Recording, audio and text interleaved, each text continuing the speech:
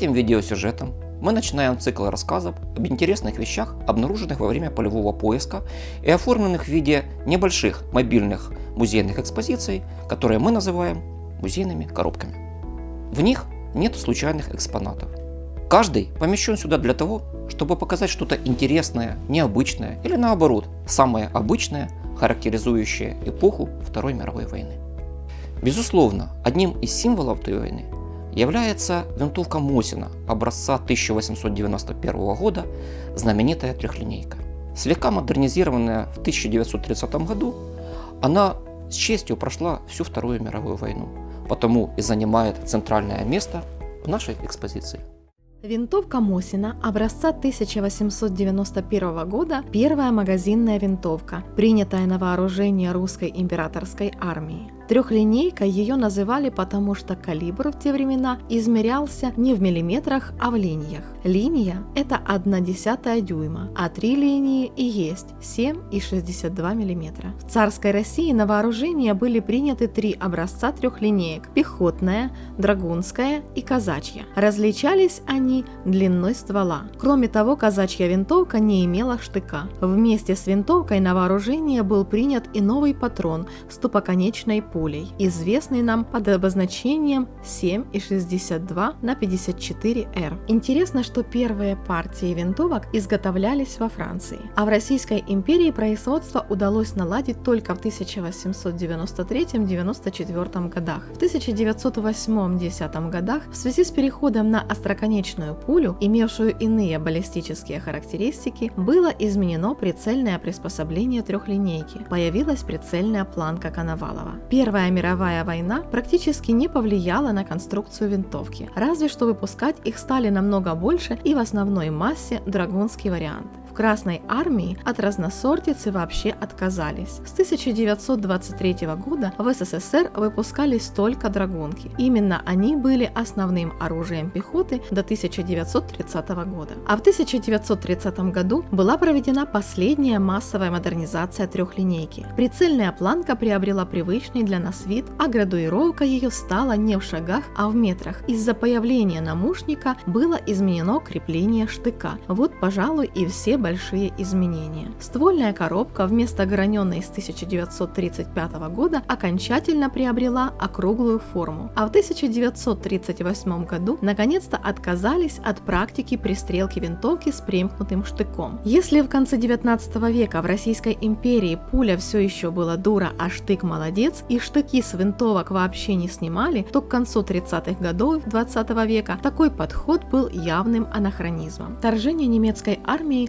заставила отложить планы перевооружения Красной армии на автоматическую винтовку СВТ-40 и вернуться к массовому производству дешевых трехлинеек. Производство старой Мосинки стоило 166 рублей, а СВТ-40 немногим меньше 2000. Простота конструкции позволяла, например, Ижевскому оружейному заводу выпускать в 1942 году по 12 тысяч трехлинеек в сутки. Поэтому начинала войну Красная армия, имея около миллиона СВТ-40, а закончила ее с трехлинейкой, правда, имея огромное количество пистолетов-пулеметов. Выпуск винтовки Мосина, за исключением снайперского образца, продолжался вплоть до конца 1943 года, после чего перешли в основном на выпуск карабинов. Но о карабине мы поговорим в другой раз, когда он, надеемся, появится в очередной нашей экспозиции.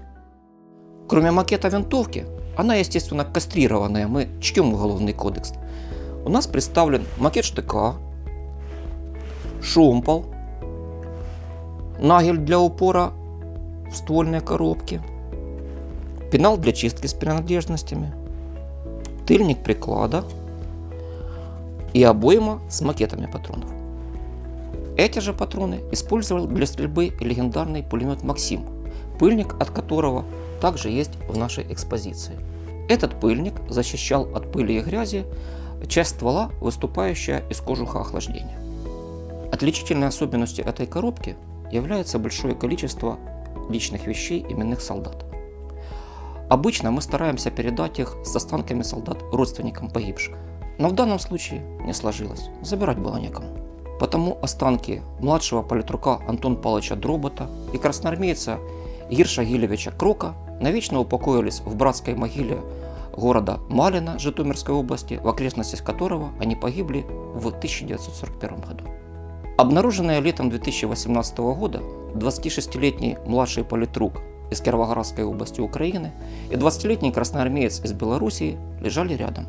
Наверняка мы этого уже не узнаем, но, возможно, и по службе они были связаны. В Красной армии была такая внештатная должность – политбоец, другими словами, помощник политрука. У Крока нагрудный карман был буквально набит мелочью, пуговицами, перьями, красноармейскими звездочками. Вот это все спекшееся в один комок. Кроме стандартной фляги и принадлежности для чистки оружия, при нем обнаружили сразу 2 солдатских медальона. Такая находка сразу озадачивает. А вдруг там вкладыши с разными фамилиями? Кого тогда мы нашли?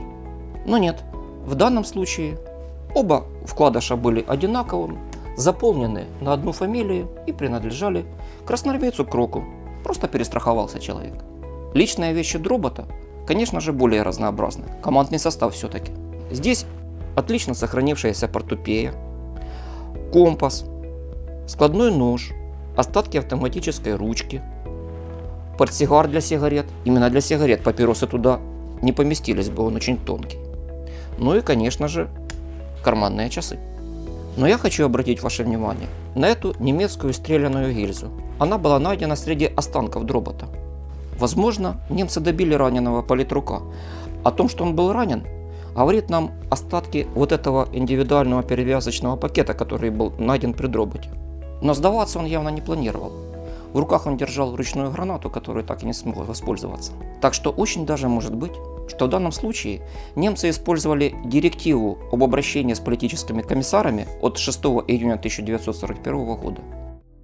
30 марта 1941 года Адольф Гитлер выступил перед немецким высшим командованием и объявил о предстоящем крестовом походе против большевизма. Одним из последствий этого выступления стал выпуск 6 июня 1941 года директивы Верховного командования Вермахта «Указание об обращении с политическими комиссарами». В ней, в частности, говорилось: в борьбе с большевизмом нельзя рассчитывать на соблюдение врагом принципов человечности или международного права. Следует ожидать, особенно со стороны политических комиссаров всех рангов, как носителей сопротивления, зверское, жестокое, бесчеловечное обращение с нашими военнопленными. Зачинщиками варварских азиатских методов борьбы являются политические комиссары, поэтому против них необходимо действовать со всей строгостью, немедленно и без рассуждений. Отсюда вытекает, что если они будут схвачены в бою или при оказании сопротивления, то, как правило, их необходимо немедленно уничтожать, применяя оружие. Политические комиссары, как представители руководства войск противника, опознаются по особому знаку на рукавах – красной звезде с золотым изображением серпа и молота. Их следует немедленно, то есть еще на поле боя, отделять от других военнопленных. Это необходимо для того, чтобы лишить их возможности оказывать влияние на взятых в плен солдат. Комиссары не признаются военнослужащими, на них не распространяется положение международного права о военнопленных. После того, как они отделены, их необходимо уничтожать. Политических комиссаров, которые не проявляют враждебных действий и не заподозрены в них, вначале не следует трогать. Только с дальнейшим продвижением вглубь страны станет возможным решить, оставить ли таких деятелей на месте или передать их специальным командам. Комиссары, схваченные в расположении тыла сухопутных войск за сомнительные действия, должны передаваться зондергруппам и зондеркомандам службы безопасности. Согласно исследованиям немецкого историка Феликса Ремера, документы свидетельствуют: расстрелы проводились во всех 13 армиях, 44 армейских корпусах и более 90% дивизий из 150. Саботировать приказ осмеливались очень немногие командиры. Документально подтверждено 4000 казней комиссаров, но это минимальная цифра. Приказ о комиссарах был отменен в июне 1942 года.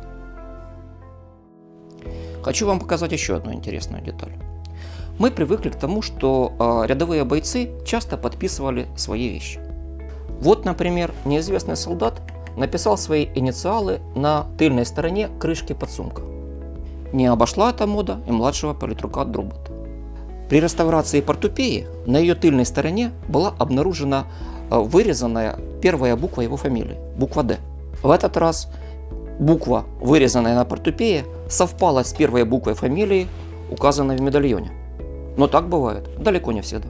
Это хорошо иллюстрирует вот этот котелок. Смотрите, на этом котелке выцарапаны инициалы солдат. Но на самом котелке это одни инициалы, на крышке того же котелка совсем другие инициалы. Значит, это только одно. У данного котелка было как минимум два хозяина. И является ли неизвестный солдат, при котором найден этот котелок, одним из них? Непонятно. Он мог быть и вторым, и третьим, и четвертым хозяином. Потому мы называем надписи на вещах вторичными признаками для определения личности погибшего. Первичные признаки – это, конечно же, медальоны или документы. Продолжая посудную тему, хотел обратить ваше внимание на эти ложки. Обычно солдат Красной Армии носил с собой большую алюминиевую или стальную ложку. Чайная ложечка – не характерная находка, потому она здесь и помещена. А вот эта вот деревянная ложечка вообще уникальный экспонат. Не потому, что их не носили, не потому, что ими не пользовались. Пользовались, конечно. Просто за 80 лет они сгнивают. Да и с этой ложкой тоже пришлось повозиться при реставрации. Зато, надеюсь, она теперь долго проживет для истории.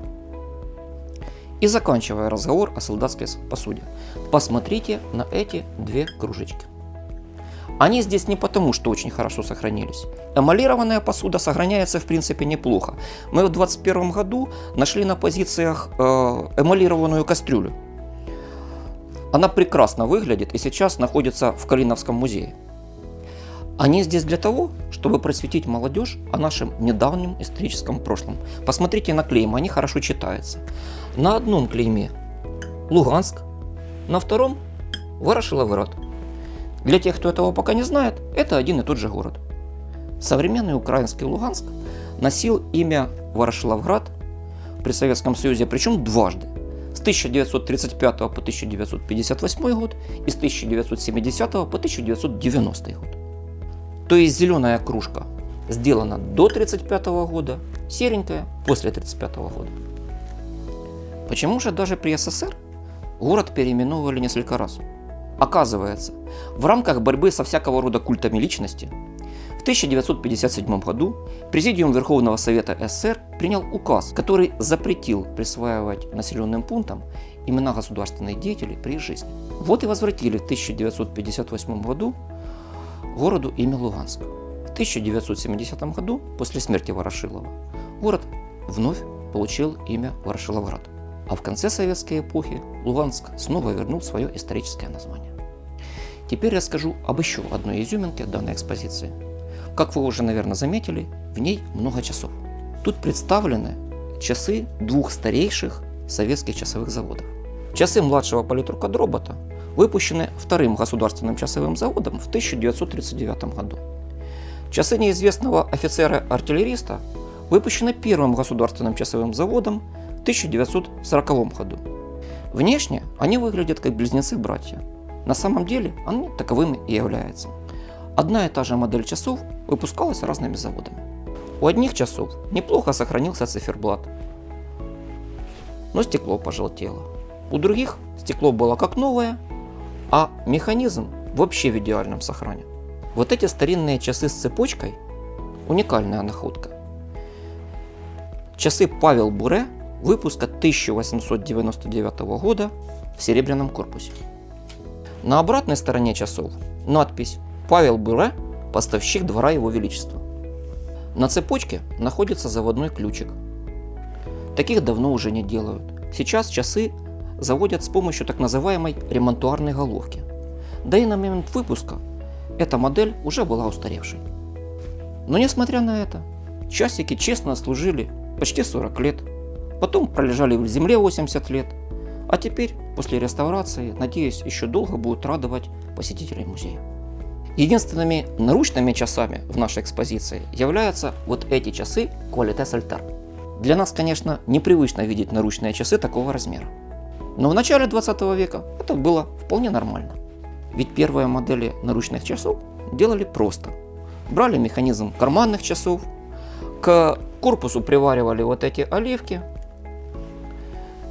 к ним крепился ремешок, и все, наручные часы готовы. Ценность этой находки как раз и состоит в том, что это одна из первых моделей еще дореволюционных наручных часов.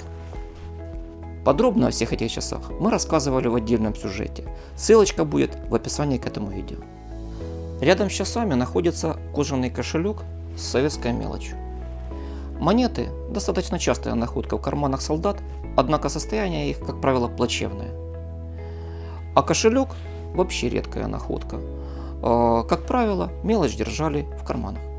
Теперь хочу обратить ваше внимание на ту часть экспозиции, где размещены знаки различия РККА. Эти квадратики – то, что в разговорном языке называли кубари. Они заменяли звездочки, привычные нам на погонах младшего офицерского состава. Но погон тогда не было, потому носили их в петлицах. Сержантский состав в петлицах носил вот такие треугольники. А эти треугольники побольше использовались для украшения петлиц и размещались в верхней части петлички. Были они введены перед самой войной и попали в войска Московского и Киевского особого военных округов. После начала войны от них отказались. Есть тут и сами петлицы, которые сохранились каким-то чудом, потому что за 80 лет обычно даже шинели снимают. Еще к разряду чудес я отношу вот эту вот звездочку. Это нарукавный знак политработников РККА. Конечно, ее реставрация была еще тем подарком, она просто в пыль рассыпалась. Тем не менее, результат налицо. Я думаю, она еще поживет для истории. Рядом с перьями красноармейца Крока размещена вот эта чернильница. Хотя, честно говоря, опознать в этом предмете чернильницу сначала было непросто. Однако, когда мы открутили плотно закрученную крышку, мы там обнаружили остатки чернил. И название производителя на крышечке тоже очень хорошо читалось. Артиль Галалит, Киевский облхимпромсоюз. Оказалось, что галалит – это пластмасса из молока. Звучит неправдоподобно, но факт. Галалит – это пластмасса выделена из молока казеина, который обработан формалином. Материал достаточно распространенный в довоенный период, хотя данная чернильница сделана из краболита, а артель Галалит выпускала изделия из целой гаммы пластмасс. Кстати, этот зеленый цилиндрический предмет, футляр для зубной щетки, сделан из первого промышленного пластика целлулоида в Москве на фабрике номер 4. Из другого пластика, бакелита, сделан этот станок для бритья. Честно говоря, до того, как я начал заниматься поиском, я был уверен, что станок для бритья – это изобретение послевоенное. Но оказалось, что при солдатах они находятся не так уж и редко. При немецких – чаще, при советских – реже, как правило, трофейные, хотя в СССР их тоже делали. Тут у нас почти полный комплект для бритья. Станок, известнейший в то время фирмы Ротбард «Рыжая борода», спекшееся лезвие для бритья неизвестного производителя, единственная в своем роде находка, такого мы больше никогда не находили, остатки помазка с надписью «Назар», ну и зеркальца, без них-то бриться как минимум неудобно. Пару слов о представленных здесь инструментах. Если плоскогубцы ничем не отличаются от современных, то этот ключик заслуживает отдельного внимания. Он похож на современный велосипедный универсальный ключ. Во времена моего детства такие ключи называли семейными. По большому счету не важно, для чего он использовался, интересна технология его изготовления. Современные ключи такого типа – это штамповка. Здесь же тоже штамповка, но только из тонких листов. Затем эти тонкие выштамповки на горячую скованы между собой. Зачем же нужны были такие ухищрения? Ведь одиночная штамповка и быстрее, и дешевле. На мой взгляд, объясняется все просто. В довоенное время остро не хватало производственного оборудования. А штамповать заготовки из тонких листов на маломощном ручном прессе могла любая захудалая артель. Разогреть их потом в кузнице и сковать тоже не проблема. И кузнецов, и кузнец в то время было в избытке. Кстати, уже второй раз в этом сюжете я упоминаю слово «артель». Сейчас оно практически вышло из обихода, потому, думаю, не лишним будет напомнить современному зрителю, что это за организация такая, артель. Если коротко, артель – добровольное объединение людей для совместной работы или иной коллективной деятельности. Артели, наверное, один из самых старых добровольных трудовых коллективов. Документально упоминаются с XIV века. Организация сначала самая примитивная, основанная на уставном договоре. Собрались несколько человек, решили вместе летом рыбку половить. Избрали себе старшего, сплели сети, сделали пару лодок, договорились, как улов делить будут. И все, рыболовецкая артель готова. Позже артели вошли во все жизненные сферы. Были они большие и маленькие, сезонные и постоянные, сельскохозяйственные и промышленные, промысловые и торговые, биржевые и даже творческие для художников и писателей. Конечно, договорные обязательства теперь тщательно прописывались. Развитие капитализма потеснило кооперативно-артельную организацию труда, но после Октябрьской революции 1917 года артели снова расцвели. Причина проста. Если буржуазию уничтожили как класс, то единоличников, кустарей, ремесленников и крестьян надо было приучать к советской власти, научить работать вместе и ставить интересы общества выше собственных. Артели никак не противоречили советской идеологии. Основа – трудовой коллектив, имущество общее, оплата по выработке. Потому в довоенном Советском Союзе деятельность артелей поощрялась. Они имели налоговые льготы и производили буквально все. Некоторые артели выросли до больших промышленных предприятий, хотя по-прежнему именовались артелями. Колхозы – это тоже фактически сельхозартели. Вот только с добровольностью участников поначалу как-то не складывалось. Однако, проведя массовое раскулачивание и голодоморы по всей стране, советская власть и с этим справилась. К 1937 году в колхозах было занято 44% рабочего населения страны, а процент единоличников в СССР сократился до жалких 5,9%. Возможно, ради колхозов все это и задевалось, ведь в промысловых артелях в том же 1937 году было занято лишь 1,5% работающего населения, а доля производимой промышленной продукции составляла 9,5%. И была это в основном продукция, называемая одним емким словом – ширпотреб. В неизменном виде артели прошли Вторую мировую войну и дали пережить тяжелые послевоенные годы тысячам инвалидов, для которых специально были созданы артели с увеличенными льготами. Однако с приходом к власти Никиты Сергеевича Хрущева артельное производство за каких-то 4 года было практически полностью свернуто, а имущество артелей национализировано. К 1961 году артели стали государственными фабриками и заводами. В этот раз наученный горьким опытом советский народ практически не возмущался. Правда, колхозы никто не разогнал. Прожили они до распада СССР, а единичные артели золотодобытчиков и охотников тоже кое-где остались. Но это исключение, только подтверждающее правило. Продолжить нашу видеоэкскурсию я хотел бы рассказом о вот этих вот значках.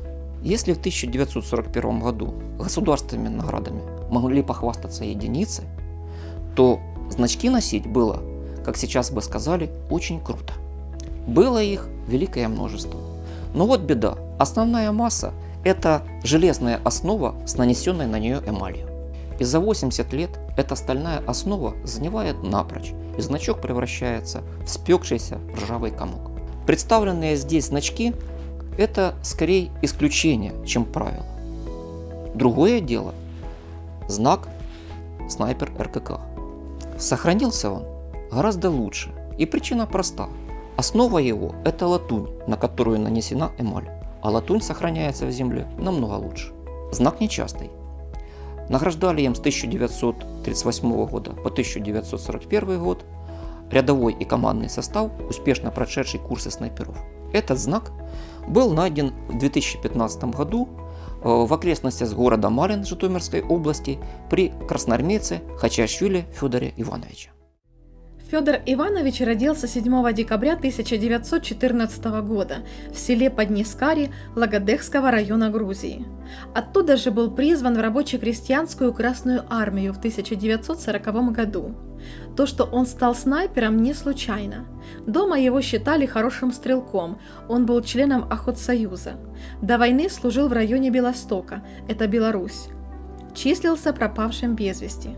В настоящее время удалось найти внука солдата, которого в честь деда назвали Федором, и других родственников. В ноябре 2015 года Хачиашвили Федор Иванович со всеми почестями был перезахоронен в братской могиле в городе Малин. Ну и напоследок покажу вам этот интереснейший нож.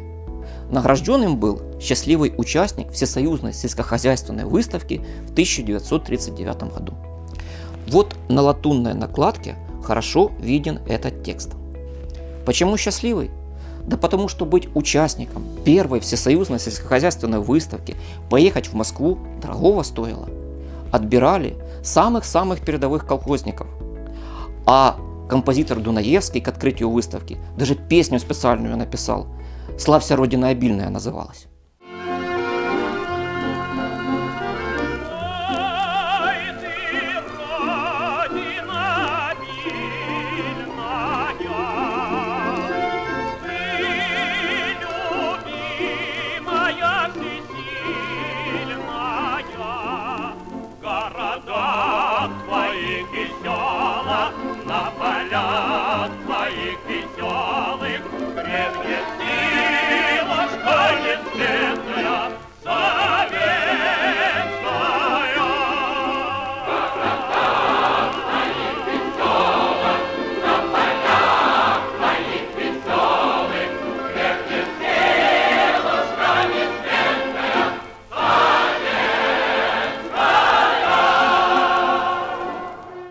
Шутка ли? Сам председатель Совета народных комиссаров СССР товарищ Молотов приехал выставку открывать. Да, это тот Молотов, который с господином Риббентропом в том же 1939 году подписали пакт о разделе Польши. Но я отвлекся от ножичка. Больше всего удивила обратная сторона ножа. Ладно, был бы там серп и молот или трактор какой-нибудь. Так нет же. Красноармеец с винтовкой и с собакой, чтобы товарищи-колхозники не забывались. Вот вам зарисовка, прекрасно передающая дух того времени. Надеюсь, вам понравилась наша экскурсия. Ставьте лайк, подписывайтесь на канал, жмите колокольчик, чтобы не пропустить следующие сюжеты.